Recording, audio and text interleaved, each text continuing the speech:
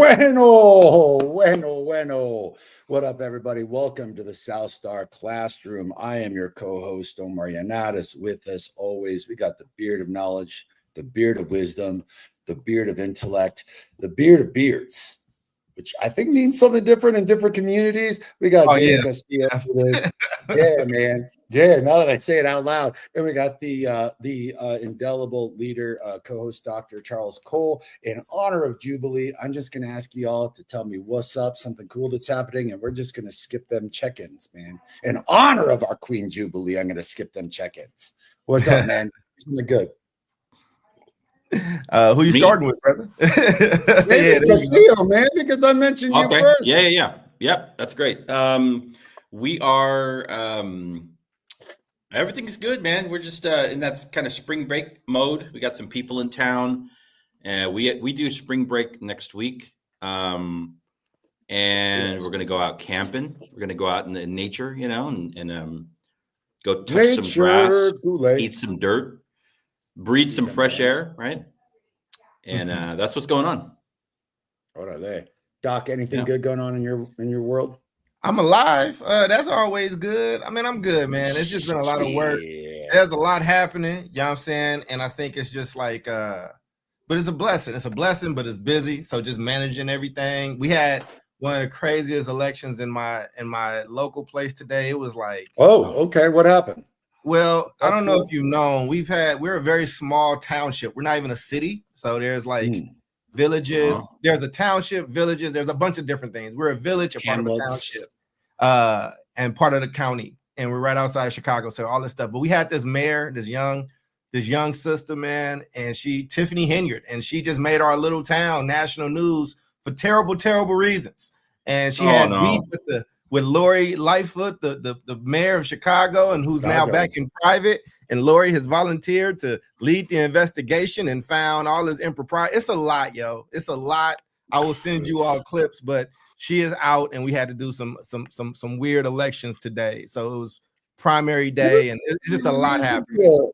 We could do an episode on that, man. Just like sit like a solid basic civics, like local civics, man. What local government should do and what they're responsible for, because I think a lot of people misunderstand what the city government does, what the county government does, what the state government does, your government does. That'd be a cool little show, and then we could talk about what's going on in your hood, because I'd find that fascinating, man.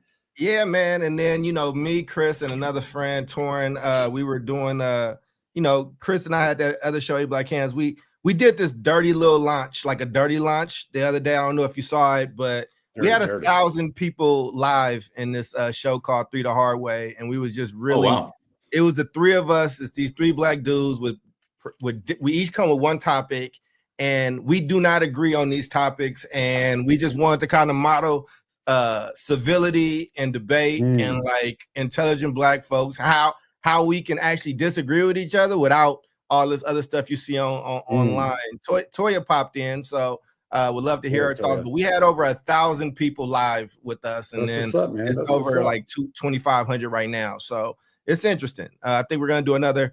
We did that on this kind of platform, and the next one we're just doing on somebody's TikTok and just seeing what that does, and so just keeping all these conversations going. Maybe I'll invite those cats to the show so they can talk about it.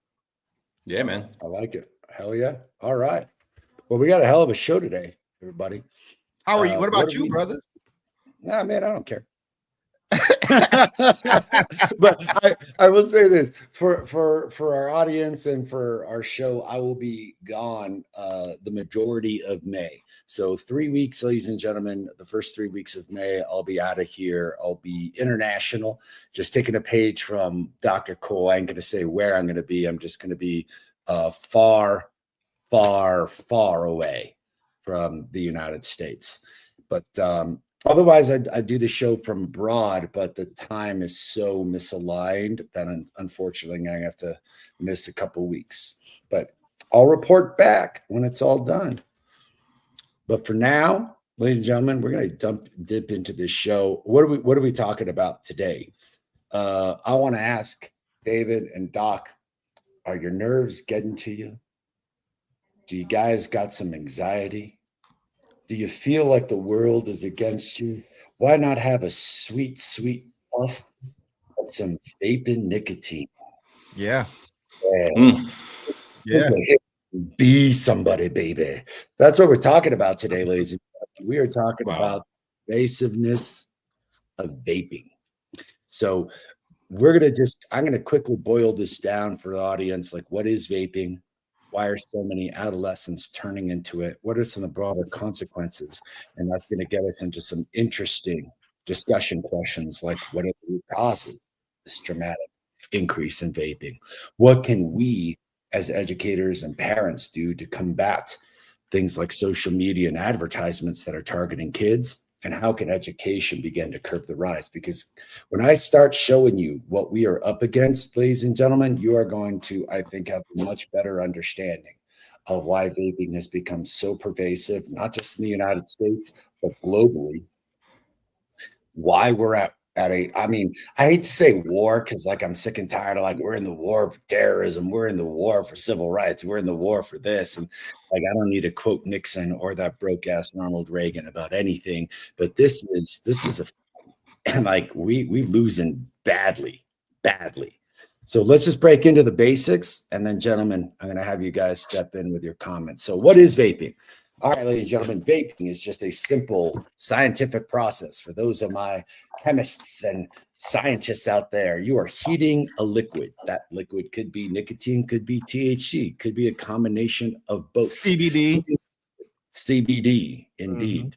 Make you feel good, baby. Until that liquid becomes an inhalable vapor. Now, vaping was initially purported to curb tobacco use. It's like, hey, tobacco's got tar and additives and asbestos and, all sorts of bad shit.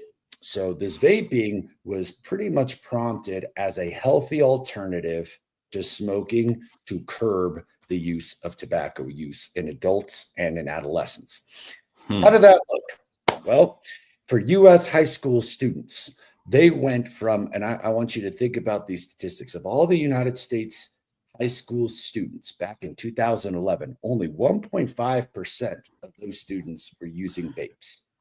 That has now skyrocketed to 20.8%. That is 21% of current U.S. high school students are vaping, baby. What does that mean in numbers? 2.25 million middle and high school students are vaping once a day or more. God dang, baby, that is some Pall Mall shit right there. You think this is just a U.S. problem? Hell no. In the United Kingdom, now the United Kingdom, ladies and gentlemen, are the 4 countries of more than Great Britain that is called United Kingdom: England, Wales, Scotland, and Northern Ireland, not Ireland, are the 4 countries of the United Kingdom.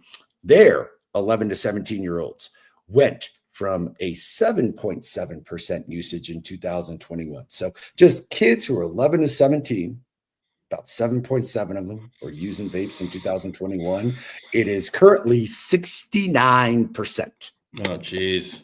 69, baby. Yeah. That is some Bill and Ted's Excellent Adventures. What number am I thinking of? 69, dude. Now, here's the shit. Remember I told you all? Omar is just on fire with these entendres today. Go ahead, brother. S. Preston Esquire and Ted Theodore Logan. So what does that mean? Yo, remember the callback that I was saying it was supposed to curb tobacco use?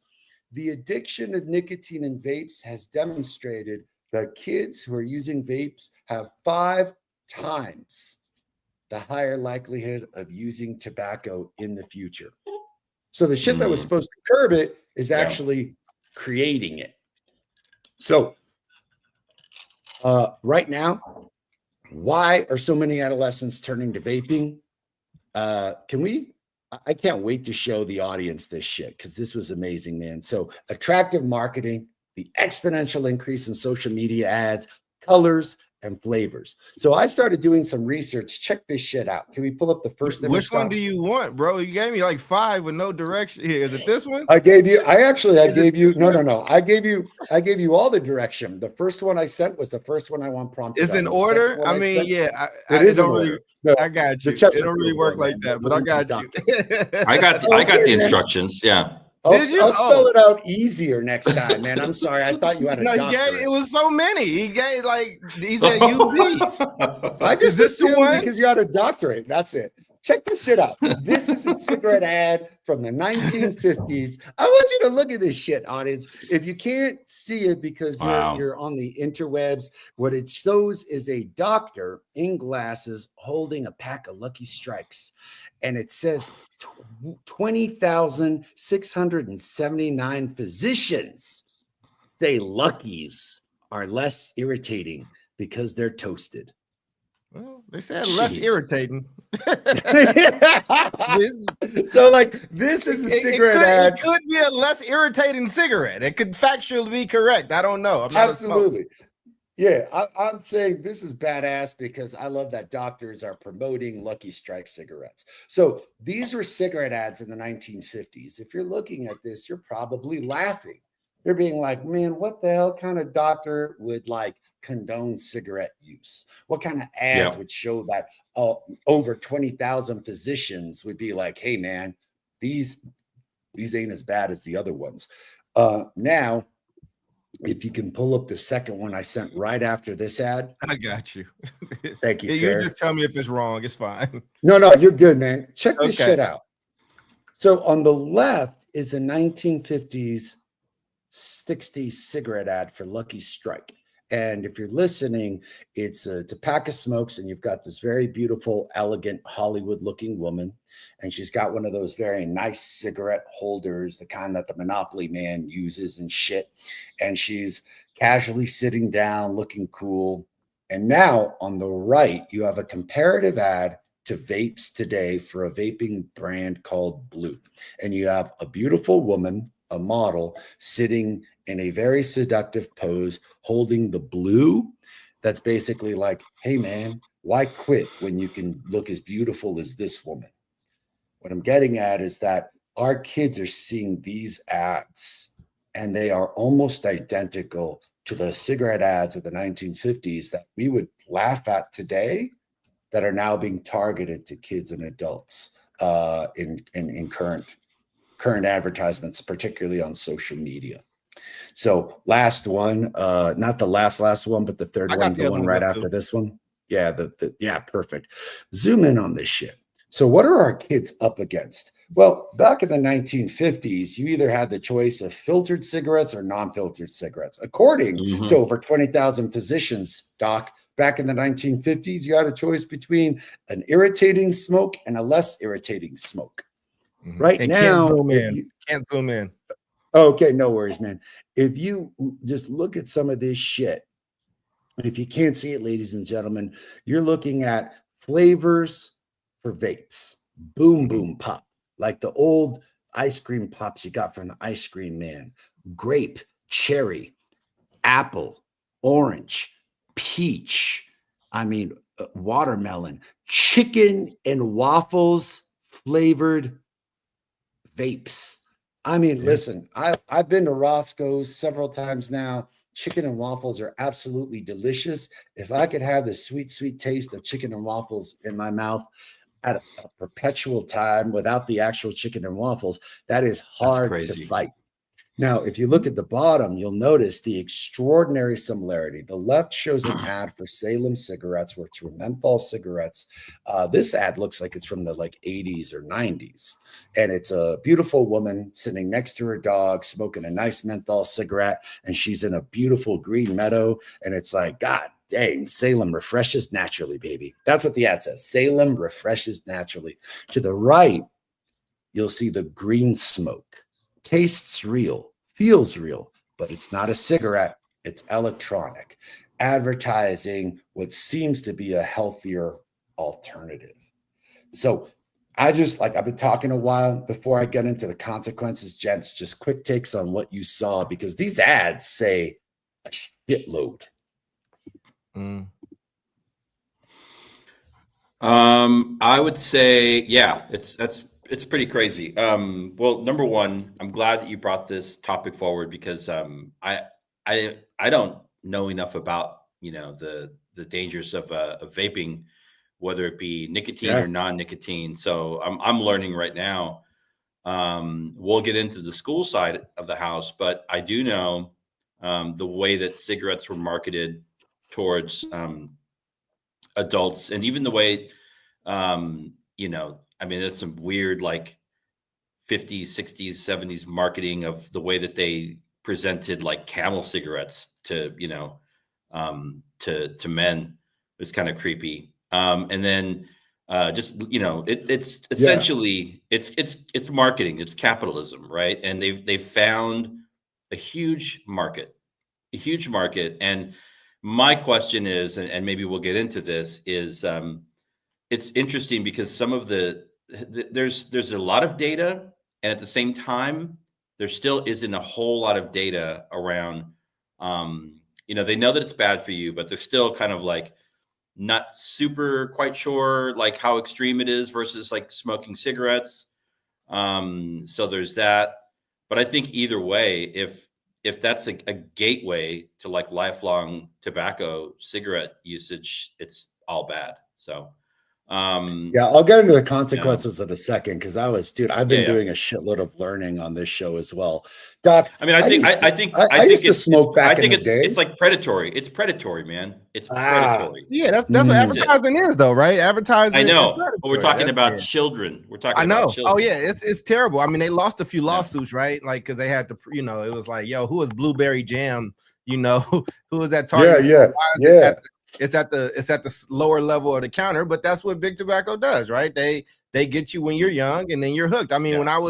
I'm old enough that I went to a high school, especially when I went to school in Stockton. It was an outdoor campus, meaning their buildings is kind of because of the weather. Y'all know this if you live in like a southern type place. They do a lot of outdoor schools where the hallways are outdoor schools. Yeah, so in those bathrooms, like them kids was puff, and they had, and some of them they just let because they was over 18. But that's always been a thing, right? Like it happens with alcohol. I mean, to be fair, shit, it happens with like all that advertising we just saw is also like candies, and none of this shit is good for you. Lay's has Lay's chips does a whole thing every few years, right? Where they do all these wacky flavors, and that shit leads to obesity and heart disease. So I mean, their job is to make money, and your kids are a prime suspect and target, and it is definitely predatory. You keep suing, and to tobacco's credit, I guess, if there is a such thing, I mean, they got knocked on their ass with the tobacco piece, and they was like, okay, I got you. And then they created something that is you smell it in a moment, but there's no lingering smell, there's no ash. You can carry it in your pocket on planes as easily as it's discreetable. I mean, and it's it's the maturation, and we'll find a way to knock that out, and then they'll find something else. Yeah, I mean, it's nuts. What did they have cigars on that flyer? No cigars, Mr. Alonso. Just good ass vaping cigarettes. It is alarming. Oh, I see. It could look like cigars over there. Yeah, I see what he's talking about. No, man, just straight up vapes. And what I'll say is this, is that the vaping industry has really taken off in the first world because big tobacco is still doing extraordinarily profitable in the third world. So if you're talking about South America, people smoking all over the place. People still smoking in Europe all over the place, but like the Southeast Asia, holy smokes, man. Like people still smoking that regular tobacco like it's nobody's business. Vaping was a really interesting pivot in like the United States and in Europe, because as those areas started really curtailing tobacco use, Doc's right. It was like, hey, how do we switch this up? How do we make this look healthier? And how do we re-galvanize this market back into tobacco use? And I was just looking through this, man. It's nuts. Check this shit out. Adolescents can successfully buy nicotine vapes online 94% of the time. Now, I want you to just imagine, like, I grew up in the 80s and 90s. First, there were no vapes, ladies and gentlemen. Second, like going to a 7-Eleven and trying to buy cigarettes at like age 13, 14, 15, 16 without a fake ID. Kind of a hard situation, right? Like maybe you could steal a couple smokes from an older sister, an older brother, from like mom or dad, Oh, no. but like I took a note from my grandmother to the liquor store. Yeah, straight up, man. And like in areas of Newport El Paso, menthol 100s. I don't know what the racial link between black people and menthol is, but it's a strong one. it is. Sorry, I didn't mean to keep interrupting. I just remember those fine days of handing this to Mr. Paul. These folks, yeah, okay, here you go. Yeah. Like, all right, man, they're for Granny. All right, cool. Cool with a K. Yeah. Yes. Cool. KOOL cigarettes, baby. 94% success rate. I mean, dude, come on, guys. Like, I tried to buy cigarettes as a kid. I had maybe a 7% success rate, like lower than 10. Like for every 10 times I went, I was successful, maybe one out of 20 times, like a 0.5 to 1%. I want to point something out very quickly before we go ahead and move forward in the show. I want to be like, we're talking about tobacco, nicotine, we're talking about cannabis, we're talking about THC, et cetera. But I want to make sure that we're grounded in, the common understanding that tobacco and cannabis have been used for thousands and thousands of years as a natural plant, but not for daily consumption to deal with one's like nerves or to, escape reality. These plants were and still are and have a very particular role in indigenous cultures across the world, from China to the American Southwest, to Africa, to South America, to India, as part of healing medicine, as well as for rituals, right? For ceremony, but not to be abused on a daily basis. But you know what? Now look at what we've created.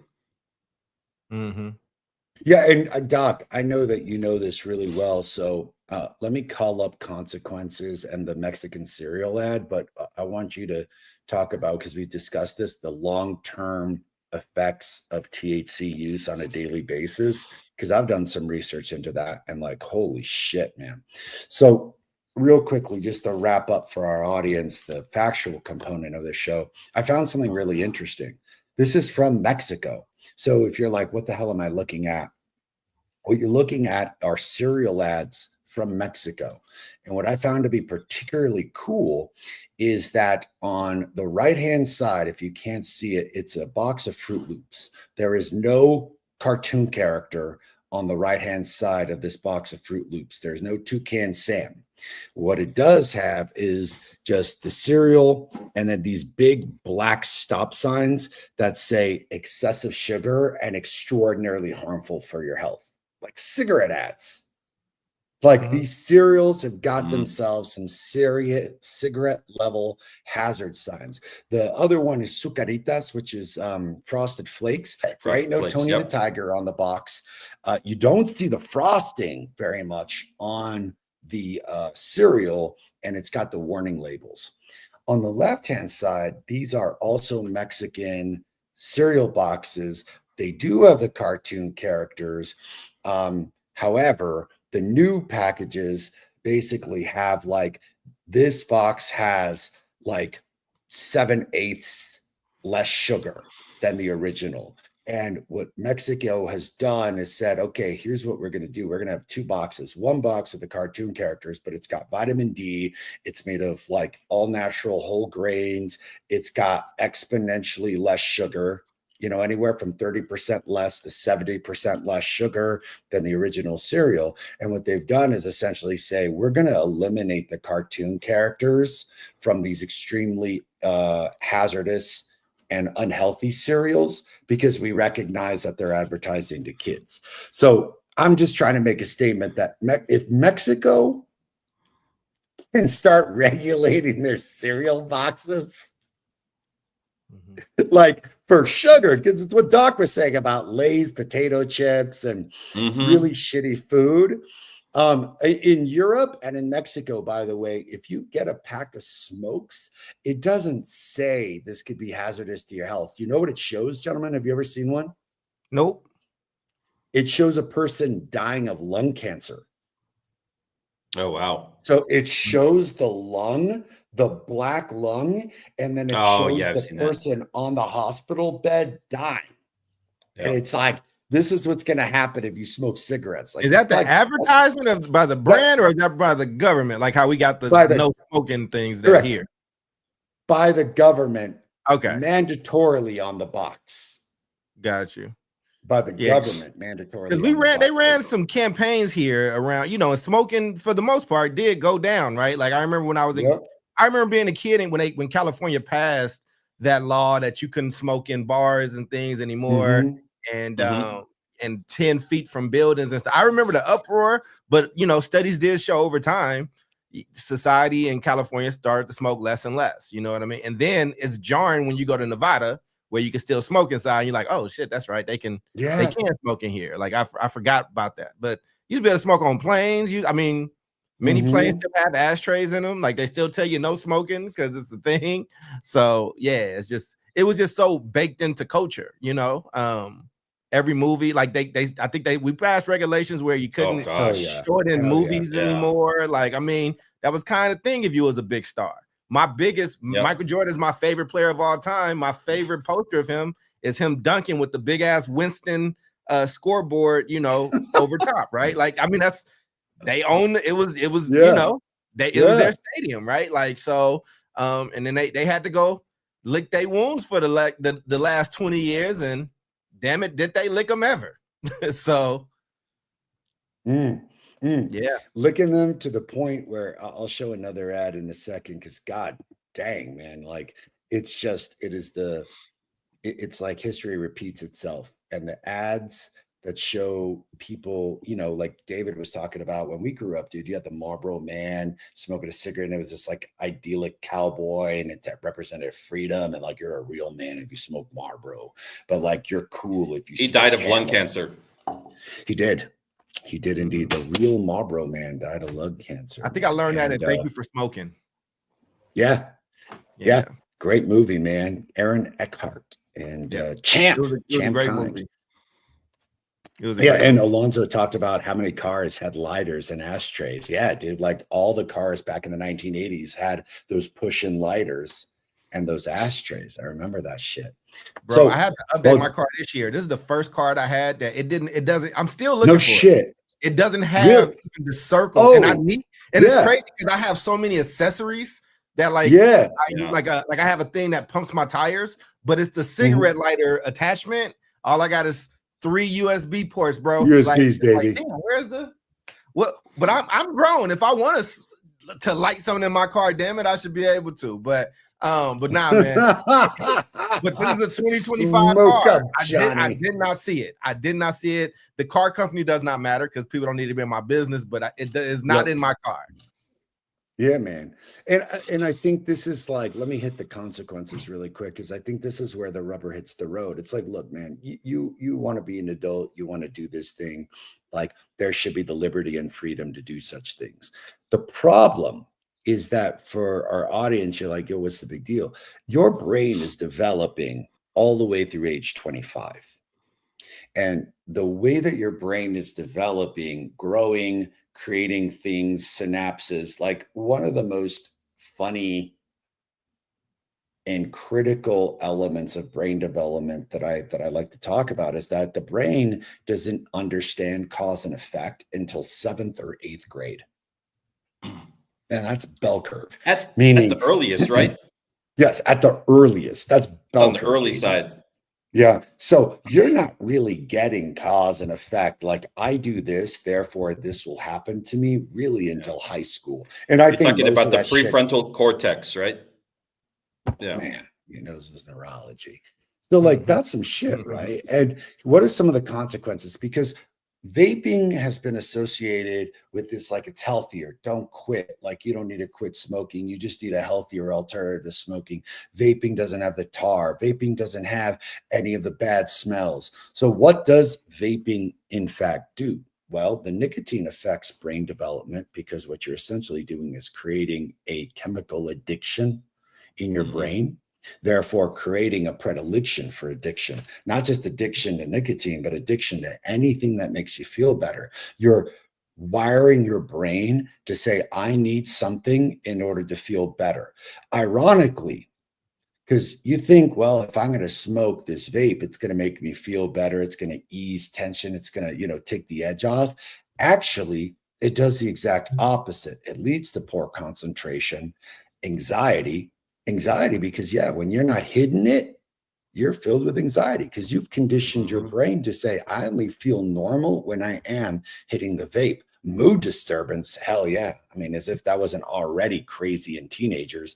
And sleeping disorders, which, by the way, man, for those in the audience, like, the underestimation of how important sleep is cannot be something that I could exaggerate ever, man. Like, I got a whole certificate from Stanford University on sleep and dreams and shit, meaning, man, sleep is important. It helps you regulate your metabolism. It helps refresh your brain, get rid of toxins. Like, you could die from lack of sleep, man. You could go mentally insane from lack of sleep. Here's what I found particularly interesting, gentlemen.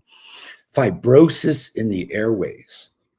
So fibrosis is essentially like an accumulation of particles in your organs that could lead to organ failure, suffocation, and death. Just straight up organ failure from vaping. That's some shit right there. Not to mention chronic obstructive pulmonary disorder. So that leads us to our first question. What are the root causes? I know, man. Look, hey, listen, I scrambled my ass off to get this show together. Let's go. Deep. I took everyone through the rabbit hole of, goddamn, man, this is some weird shit. Apologies that it took me 30 minutes. We're going to work on rundowns. It's all good. Don't worry about it, brother. We love your passion. Please continue. I love you, baby. I love you. First question, man. What do you think the root causes for this dramatic increase in vaping has led to, man? Where did this come from? Man. Why this massive increase, man? Because I think for our audience, it's like, what the fuck? Well, I think it's a few reasons, right? Like, I'll start. I think there's a few reasons. I think it looks kind of cool to have like that the device, and it does cool things with lights and stuff. Again, it's so there isn't the tar, there isn't the ash. It's easy, it's discreet. It's fairly cheap. You can get and they smell good. Like, I mean, they have flavors that taste like that are made to taste really good in your mouth, where you don't even know you're taking in, nicotine. This is not your parents' cigarette, right? Where it's like that deep, heavy smell. Like, my mom was like a smoker. My aunt was like a smoker. Like, smokers, if you don't know, smokers would go out inside of a blizzard and like huddle around and get that, right? And so, and I'm sure if y'all didn't smoke, your parents or grandparents maybe smoked. Like, I mean, they were going through packs where I was from. But this new one, it doesn't have that. Your clothes don't stink afterwards, right? Like, and it just, and you can do cool things with the ones that produce a lot of smoke, right? A lot of vapor and smoke. Like, they have competitions with it. It just and and some people, the same way some people are prone to alcohol and things like that, tobacco, nicotine is extremely, extremely like addictive. I've never been a smoker. I like cigars, but you don't inhale cigars the same way. And also, I'm old. Like, I'm grown. Like, it's not something that you just do every day.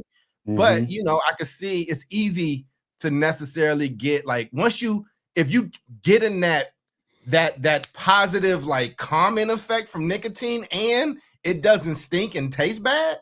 I mean, you have napalm that you're handing to, like, this younger generation, young people. Yeah, I would say both on the like nicotine side and on the THC cannabis side. I've worked and run schools both in the kind of pre to like post vaping world. And I mean, when we didn't really have it, we didn't have students that I think cigarette smoking you know, in the early 2000s was probably And pretty take low. over the mic, David. I gotta answer the door. No problem. But you know, kids smoked weed for sure. But the thing with weed, like I said, is like you could smell it from a mile away. Then come now this new, you know, the new way to consume these products, and you can't smell it, you know. So I think your title is apropos, like, you know, smoking in the restroom, right? Where it's like, as administrators, we'd go into the restrooms, you know, like after during lunch or any time, and it's like you can kind of smell something, but you kind of can't. So it's just a lot easier to do it. So I think that's led to a growth. I think also a lack of education in schools and just a lack of information about, you know, how bad this stuff can be for especially the developing body, the developing lungs, the developing brain, the developing human system. And then I think number three, just like like I said, a predatory advertising assault on young people. It's so easy to get this stuff. Like you can't buy cigarettes until you're like what? How old in Texas? I don't even know. 18 21? was 18 was the age back in the day. But it seems like they're finding all these loopholes 21 now. Yeah, they're finding all these loopholes with vaping products now, where like any kid can get it. You know, they've got all these little like sketchy like vape stores, and you're like, you can basically buy, you know, anything from a pipe and a lighter to smoke either crack cocaine or methamphetamine to like a non-nicotine based flavored vape in the same store. Like that's not a good environment for children. And when I say children, I mean like up till 18. Right. Yeah. Your 11 to 17-year-olds, which is kind of the target audience of these vaping companies. Yeah, I think you nailed it on the dot, man. At the advertisement, you did a really good interlude into the next question. But I will say this, I think one of the root causes is that children are going through some extraordinarily traumatic shit. And guys, this is on my South Star Classroom. We talk about the importance of advisories, the importance of social emotional learning, the importance of counseling, the importance of dealing with the root causes of why students feel so stressed out, because the root causes are really that they feel so stressed out from home circumstances, from school circumstances, from society, like Gen Z supposedly so anxious that they're in anxiety levels that rival that of like combat veterans. Like that's some insane studies coming out to be like that. No joke what they're going through. So it's not a surprise that combined with the advertisement, with the ease of getting it, that statistic was like unbelievable. Like 94% of kids are successful in getting online vapes. Like, yeah, we didn't have the internet growing up, David. So like, dude, we had to physically go into a store, try to show our young ass face to the 7-Eleven or the Circle K person. And they were like, hey man, listen, strange things are not afoot today at the 7-Eleven Circle K. Get the hell out of here, kid. Meanwhile, some 11-year-old can pop in with a credit card number or Apple Pay and jam out some vapes and get them sent discreetly to a friend's address or their address or whatever, dude. Like, it's pretty impressive how easily they can get. But David, you had this badass interlude. So advertising, that's what we're up against, dude. You're up against a multi-billion dollar, billion with a B, advertising campaign to get these things out. So for our audience, for like Mama Toya, for me, for us, like how can educators and parents combat against these ads and social media that are targeting our kids, man? Well, one, I think you got to talk to your kids, right? I mean, advertising is going to always be there. Like it's there for pop, well, soda, you know, it's there for like, it's there. You put another regulation on it, they'll find, you know, it's whatever, right? But you still gotta be able to talk to people about it and talk to your kids. And I think be honest with them. I think if it's like, yo, like, I think when parents are more honest with their kids, like, look, that you actually might like smoking, but this is not we're not doing that now. Like, I think the reason why weed was such a boom for people is because when Dare was around, like they put so much on it and adults acted like they didn't do it, as opposed to being like, look, just with alcohol or with anything, there are things that adults can enjoy and engage in and indulge in. Like, but there's a time and a place for that. And I want you to know what these things are, like, and not doing these, right now. And also kids are just rebellious. Like, I mean, kids like doing things that they're not supposed to be doing for the simple fact that they can, right? Like, you tell a kid they can't watch an R-rated movie. One of the most exciting things is sneaking into an R-rated movie when you're a kid. I remember being a kid and my mother told my uncle I couldn't watch, Nightmare on Elm Street. And he snuck, my uncle, who was like her little brother, but he's like a teenager, like snuck and took me to it.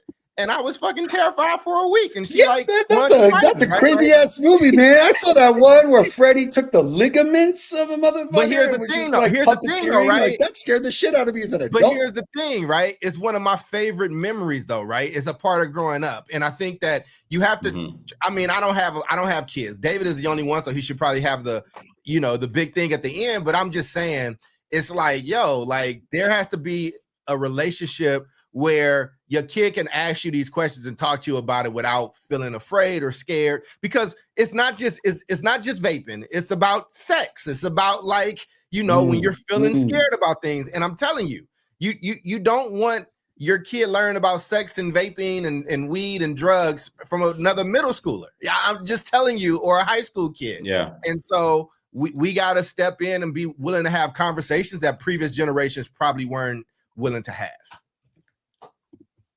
I like it. Yeah, no, I think there's definitely like a universal theme there. I agree. I think it goes obviously beyond vaping. I think the one thing I would say specific to vaping is, like, for schools and parents, is to, like, make sure that you have good information to talk with your children about these things, about the harms of these things, about, like, what we don't know.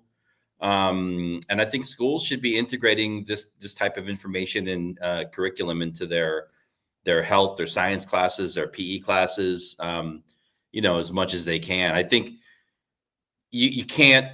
I mean, unfortunately, we live in a society or a world where, if you want something, you're going to find a way to get it, right? So I think the regulation stuff, I think some of it's good, but at the end of the day, it's like you're just going to be always chasing that thing down. So I think there's an education piece, but I also think what Charles said is right, for parents and even for schools in some cases, making sure that you have open communication with, I'm not saying teachers to have open communication with their students, but I'm saying for parents to have open communication with their kids, so that kids can come and ask these questions. This is a very interesting time to be having this, talking about this topic, because last night we do family movie night every Monday night. And last night we watched Pleasantville. You remember Pleasantville? Oh, Pleasantville. Yeah, great movie. I watched that at home, and I watched it in college. This is perfect, because it's the society where everything was quote unquote pleasant and perfect, but people didn't have feelings. They couldn't express themselves. They were like shells of humans, and they started to experience things like pleasure and art and taste, and without guardrails, those things can become very harmful, right? And so these people didn't have, it was like either you were on or you were off with it, right? And so I think for these conversations around vaping, even for I don't want to veer off into this, but, like, you got adolescents at home, believe me, they're watching stuff on their computers. They've got their hormones are kicking in. You have to have the conversations with them about what they are experiencing, what they're feeling regarding like sex, right? These topics, right? And like, I think you said to Charles earlier, previous generations, like, I mean, a lot of my parents, like, washed that stuff under the rug. We didn't have those conversations. So I think we have to have honest conversations with our kids, let them tell you, explain to you in a non-judgmental way what they're seeing, what they're feeling, what questions they have, and just have an open dialogue. That the open dialogue with children, and I think also too, in certain respect, for schools, for kids to feel like, okay, I can go to my counselor, I can go to my teacher and ask a question. If it crosses the line, bring in a parent. But make sure that we're there, and we're not judging young people, because believe me, it's hard to be young. But I think what Omar said about some of the statistics around anxiety, it's really hard to be a young person in this moment. So yeah, they get a lot of different messages online too, which I think makes it even more important. Like, because I probably didn't have those talks when I was younger, but I also wasn't flooded with all types of competing information or things like that to where you just kind of be like, I don't want to hear none of this. But again, I lived in Kentucky, man. Like, I lived in, like, dip was like a huge thing, especially for like the football players, like outdoor athletes, like dip, and dip got so bad that they banned MLB from like having dip, right? Which was kind of like, I remember that being weird for me, right? Like, as a kid, watching like the big guys hit and had the dip, spitting it out, and then to the point where they couldn't. But you know what? They also had Big Chew gum, which was dip gum. I remember that. And it was to get you ready, right? Like, and even oh God, I remember that. For those that don't know, dip has been upgraded as well. Like, if you look at Zins and tobacco-less nicotine pouches, which are healthier in some ways, right? Like, it doesn't have the fiberglass in it that dip has fiberglass in it that cuts into your gums to get the, so you can get the effects. But again, man, like, it's gonna be a circle, and we can do everything that we can, but you got to have a good relationship with your people and have these conversations. Yeah. I'm going to address two questions at the same time. So my last question, gentlemen, is how can we at schools help begin to curb the rise amongst vaping? And I've got a couple ideas, and I want to answer my boy Alonzo's question about what approach my parents took. What I would do in schools is very similar to what my parents did. My mother in particular was a wonderful educator, and I would actually advocate teachers to do this inside of advisory classes, which is what Doc was saying, is that it's not just the availability of conversation and for kids to discuss it openly, even in a school setting. Yeah, like I think that there's a cross the line, but for me, crossing the line is really kind of into like R and X-rated territory. I think that talking about smoking is pretty should be discussed, and drugs and their effects, because I think my mom and our teachers are very matter of fact. And what I do is, I would go the Mexican route and show images. So like, oh, here's all these ad images of people looking cool. Let me show you all these images of people dying from lung cancer. Let me show you what suffocating because your lung is getting a shitload of fibrosis in the airways looks like. Let me show you a video of what it looks like.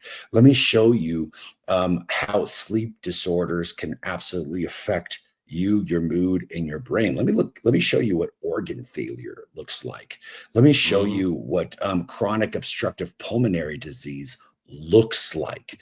Because I think when it comes to drugs, what I always taught kids, even when I was talking with them in 7th grade, was, look, here's the effects of drugs, but this is what can happen long-term to you. And my mom was very much about the long-term mental effects. She just understood me.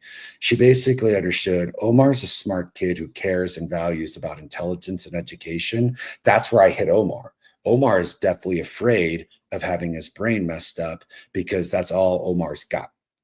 And it's true. Like, that's the one asset that I have, is like, I'm a smart kid, and as a result, I don't want to compromise the one thing that I've got going on in this world.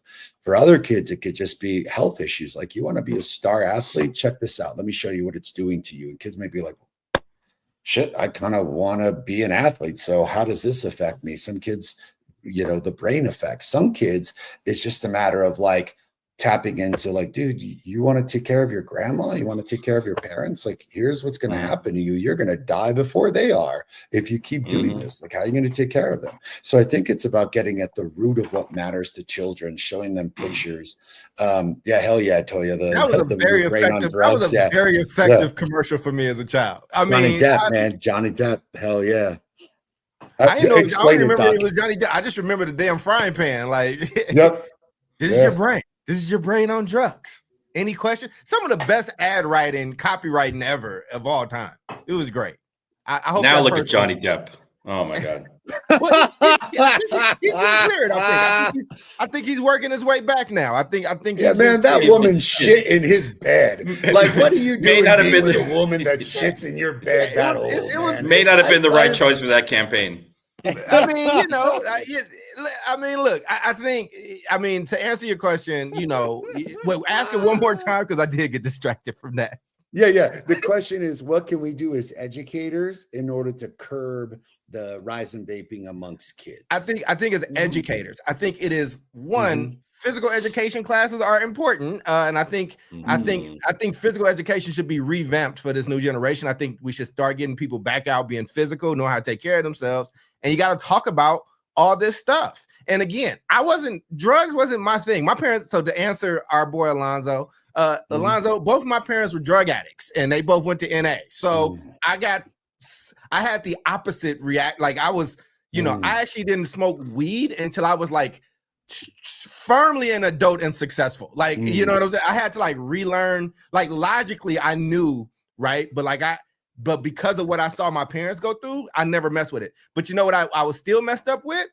I was so addicted to sugar. Like you didn't have to worry about me smoking weed or cigarettes, but it was a big ass thing of Kool-Aid in the refrigerator every day with nothing but sugar in it. Like I put sugar on everything. Like I am addicted to sugar. I'm still addicted to sugar. I'm trying to not be. So I think that you have to like really set young people up to be smart and be smart consumers. Like, are people still going to do it? Absolutely. But similar to the campaign that we talked about with cigarettes in California, you can curb behaviors on a large scale, but with these truth campaigns, I think those truth campaigns against cigarettes at the time also were very helpful. So sometimes you got to beat marketing with marketing. That's what I would say. I'll yield there. Yeah, I mean, Doc, what would you? I mean, Doc, Dave, what would you think? Like, if you were still running a school, what would you do right now if you were running a school in terms of this whole vaping thing? I think running a school, a couple of things. I think, you know, one of the most important things that schools can do is really understanding what their demographic is, and then, you know, the issues that impact young children, as we all know, continue to change. Right? We kind of live in this like pre-COVID world, post-COVID world. Now we're in this like post-COVID, like Trump 2.0 world, right? And so if the issue is vaping, you know, you have to assume that, especially if you're dealing with low income families, right? There may be some literacy issues or access to good information. It's the school's role, in addition to like teaching literacy and mathematics, is also to inform, to bring parents in, to work with parents side by side, you know, around these issues, like provide parents with information, empower parents with information, you know, create spaces for parents to have dialogue about, you know, things like vaping or things like, you know, what's happening with immigration and you know, or whatever it might be. Because sometimes, you know, we talked about these predatory advertising campaigns. They tend to hurt some people a lot more than they hurt others, right? And so, you know, I think, you know, I mean, that's one thing that I would do for sure. What do we got going on here? I just thought that was funny. As a barber, I love this show. It has every stage of beard growth. Yeah. And then there's one more thing that I want to put out there is just on the school end. You know, it's you know, your school, Omar, schools that you went to, Charles, schools that I ran. You know, we all have our codes of conduct, our disciplinary codes. Every state has a state education code, which says you can expel a student for XYZ, you can suspend a student for XYZ, right? And drugs are on there. Drugs are on there. Vapes are on there.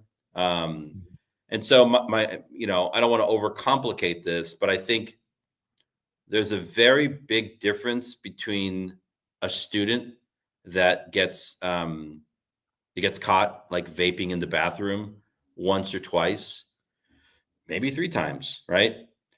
Versus a student that habitually, continuously is violating your policy and just doesn't seem to, like, you know, there's like no end to it. Like start with education, start with bringing in families. Don't move to discipline right away, because you could essentially discipline a student out, suspend a student out, expel a student out that vapes in the bathroom of a California high school 3 times. Like, they can be gone. You have like legal ground to expel them. But my message is, like, start with education, start by engaging the family. And then, there's a big difference also between students that, that may be consuming these products on campus, right? Which I don't endorse, I don't support, but it happens, versus students that are selling these products on campus. Oh yeah, And that's where me as a school leader, I start to take these things a little bit more seriously, because I'm like, okay, now you are part of the predatory campaign against young people, and you're doing it here in our school. So there. Yeah, we had to launch a massive investigation a year or 2 back, where kids were vaping left and right, both THC and nicotine. And we found out is that a former student of ours, who essentially was going to be expelled because they were into all sorts of nefarious shit, withdrew.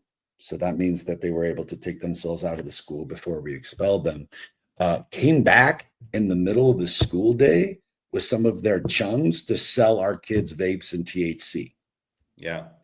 Like, that's some predatory shit right there. That's what we're talking about. Like, kids that were highly organized, brought backpacks full of this stuff, and we're just like selling them out. We just found out clearly. And then, man, like, we had to get the police involved for these kids who were no longer with our school. We had to do all sorts of restorative justice work for kids that are in our school, because I didn't want to expel them. But in the state of Texas, gentlemen, this law just got passed this past year. You immediately go into alternative. Wow. For vaping. Wow. So for our audience, if you don't know what alternative is, it's essentially jail in school. You are placed into a cadre of students, a group of students who come in after all the other students, who leave before all the other students. You're essentially with one teacher and one group of kids all day long. You don't get to play. You don't get to see the other kids. You don't get to participate in sports. All you get is the school component in this very jail-like scenario, which is like, all the statistics demonstrate that kids who are in alternative have this like 10 times higher likelihood of going to jail, because it's such an ostracizing and such a horrible situation. And I think the state of Texas knows that. And it's like, here's your prison to pipeline. I mean, Texas profits off of prisons. So do I think they're doing it on purpose? Hell yeah. I think that they're like, hey man, send these kids to alternative. So the punishment component for me, I think, is not where the solution's at. But I want to talk really, really quick. Just mention to Kiana. Kiana, you're right. I'm looking into those sensors now. And Kiana runs a big charter network in Indianapolis, by the way, just so y'all are talking on even ground. So yeah. Well, that's badass, man. Maybe, I mean, she's probably doing it better than me. She's probably doing it like a lot more successful than me. So I should talk to Kiana for sure, man. Well, she's telling you right now, get the detectors. She's saying, if you're thinking about the detectors, get them. I am. I literally was like calling for quotes today because I just found out about them because of this article. The detectors are one thing to help us identify the kids so that we can identify and talk and counsel. I think that there's a fine line between the restorative work and the punishment work, because if we just keep punishing kids and that's all we do, then dude, we're just part of like that horrible system and we ain't solving shit. So gentlemen, we're done with the show, man. Any quick last thoughts? Because that show went by quick, and apologies I talked so much. I just kind of scrambled to get the show together. I mean, we can do, I guess, final thoughts. Like, I mean, I don't see the detectors as punishment, though. I see them as deterrents, right? No, right. And just for people out there, it's like a regular smoke detector is not going to pick up. It's just too faint. So it's like invent something new to get it. And I think, and you inform people like, hey, there's monitoring here, right? So I think there's that. I mean, listen, I think people got to talk to their kids, and we're talking about nicotine and this right now, but there's always something. It could be energy drinks. It could be there's so many things that's detrimental. And like the irony of us starting out this conversation with what Mexico's doing. Like I was in Brazil like Brazil at the time, there wasn't a lot of fast food. Like the food you bought on the street was a lot healthier. Sadly, I think they were signing something that year with the United States. So, you know, Wendy's and all that stuff, they could expand outside of just McDonald's. But, you know, there's a lot of things that attack our health here. And like orange juice in different countries looks different than our orange juice. It's the same company. It's like, oh, it actually tastes like an orange. I've never seen this before. So, you know, there are some things that need to happen on the systemic level. Let me channel Jubilee here and speak on that, because I know she would say, like, our society needs to do better. But in lieu of that, you know what I'm saying? You gotta, not only do you have to have these conversations, but you have to show them healthy habits. Like, I didn't grow up just drinking water. My parents would like tell me to, but like I didn't have a good relationship with drinking water or things like that. I think a lot of kids have never ran a lap at this point. Like, you know, people, I think some schools are afraid to actually tell a kid that they're overweight and this is what we're doing. Like, you know, because nobody wants that headache. So it's going to take some courage. It's going to take some savvy and some stick to itness, man. That's the end of my corny answer. Wow. Yeah, that shit ain't corny. That ain't play your haters ball. Your shit's corny. That was good. I think I'll tee off on the PE comment. I do think we need to get serious about physical education the same way that we are starting to get serious about English literacy and mathematics and the other core subject areas. There's definitely a place for not just rigorous PE, but also like that education component that could be happening in schools around the potential harms, you know, to the body that we talked about. I think on the parent side, the caregiver side, you know, just you got to have, and this is more universal, having an open dialogue with your children about any and all of these subjects, right? You know, letting them bring questions to you and bringing information to them, and, you know, having a free flow dialogue in a non-judgmental way, for sure. Yeah. I think on the school side, on the administration side, you know, I think at the end of the day, there is definitely a place for like some kind of form of discipline. If it's either, you know, if there's some kind of like distribution thing going on, but I think in terms of like single-use incident, second single-use incident, you know, like bring the families in, provide education, bring people in closer. Because I think young people, like you said, that, you know, the prefrontal cortex is not fully developed until we're actually like, at least in boys, like our late teens, sometimes early 20s, right? And that means bad decision making. And so, you know, you have laws like this in Texas, and I'm sure in other states, where, you know, one incident of getting caught vaping in a school will lead you into like transitioning to an alternative ed program, which then shows that you're basically on your pathway to, like, you know, some other kind of life outcome. And it's hard to put that on the shoulders of a young person. I think for us, we got to say, like, that's an adult issue. You know, this whole like setup, including the predatory aspect of how these things are marketed to young people and how it's so readily available, is that's an us issue. That's not a them issue. Yeah. Straight up. So, yeah, man. On my note, man, I'd say this just to sum up what Doc said, what David said, because I think this is really a summation of their words as opposed to my own, is this is going to happen. No matter what, these kids are going to do drugs, they're going to smoke, they're going to drink, they're going to do the things that seem cool and risque because that is a natural part of adolescence. So you've got three choices. Choice one, ignore it, which is what a lot of our parents just did, like just avoid the topic. So I really want to empathize what David said, which is having a non-judgmental conversation with your kids as teachers and parents, instead of just being angry or screaming at them or judging and shit. Like my dad would like scream that, and this didn't mean shit to me because I was like, Dad, you smoked like a chimney and drank enough cognac to fucking, like, you know, populate France for 5 years. So like, why should I listen to that? My mom had a much better approach, I'll get to in a second. So ignoring it or yelling ain't gonna do shit. Having a non-judgmental, cool, clear conversation is way better. Punishment can only go so far. And punishment can only be as good as taking away the things that you care about, but they're only going to do the bare minimum to avoid the punishment. I think the real solution is in providing choice. And that's what my mom did.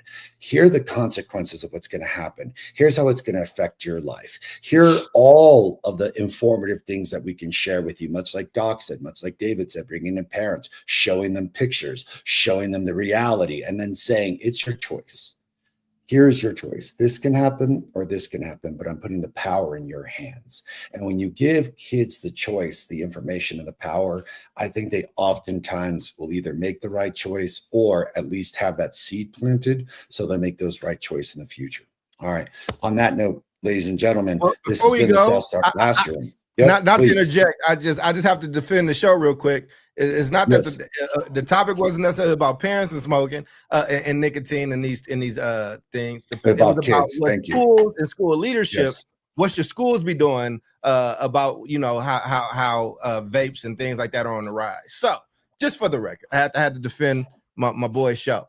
But take us out, brother. I got you.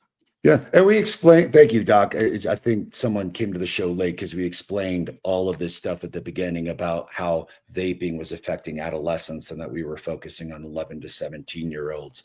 So, just like David said, man, like, don't judge until you get all the information. Thanks, Doc. Mm-hmm. So on that note, ladies and gentlemen, thank y'all for watching. that. We keep giving the comments. We love you. We just had to get you, but got you. All right, y'all.